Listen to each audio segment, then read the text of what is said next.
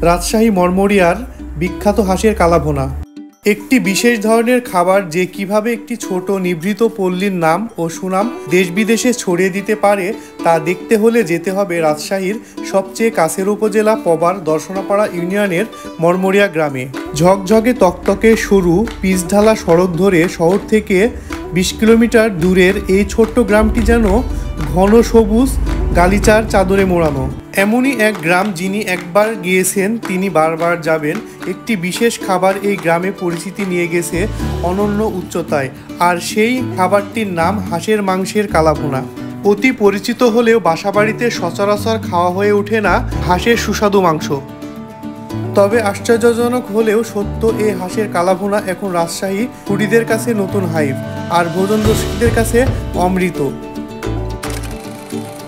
রাজশাহী শহর থেকে 20 কিলোমিটার উত্তরে পবা উপজেলার দর্শনাপাড়া ইউনিয়নের মরমরিয়া হাট এখন তাই হাঁসের মাংস খাওয়ার জন্য তুলুম জনপ্রিয়। অথচ 2 বছর আগেও এই এলাকার নাম তেমন কেউ জানতো না, ছিল না বিশেষ কোনো পরিচিতি। কিন্তু একটি দুটি করে অনেকগুলো খাবার হোটেল তৈরি হয়েছে এই ছায়াঘেরা সবুজ গ্রামীণ পরিবেশে।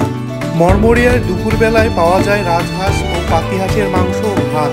ভোজন রসিকরাও দূর দূরান্ত থেকে পরিবার পরিজন নিয়ে ছুটে আসেন এই গ্রামে খাবারের স্বাদ নিতে। খাবার পর সামাজিক যোগাযোগ মাধ্যমে রিভিউ দিচ্ছেন অনেকেই, তা দেখে আবার ছুটে আসে অন্যরা। খাবার হোটেলে 2 ধরনের হাঁসের মাংসের কালাভুনা হয়, একটি রাজহাঁস, অন্যটি পাতিহাঁস। তবে দাম একই। রাজহাঁস কিংবা পাতিহাঁস প্রতি বাটিতে বড় বড় 5 পিস করে মাংস দেওয়া হয়। এক বাটির দাম ধরা হয় 140 টাকা। পরের বার বাড়তি হিসেবে ঝোলের সাথে 1 পিস মাংস দেওয়া হয়, আর ভাত 30 টাকায় যত খুশি তত খাওয়া যায়। সাথে লেবু, কাঁচামরিচ, সালাদ, মসুরের ডাল, আলু ভর্তা ফ্রি। যেভাবে প্রতিদিন মধ্য দুপুরে private car, microbus, motorcycle, autorickshaw সহ বিভিন্ন যানবাহনে করে এই গ্রামে ঢুকে আর বের হয়, তা দেখলে মনে হয় গ্রামের ভেতরে কোনো বড় ধরনের বিয়ের দাওয়াত অনুষ্ঠান চলছে।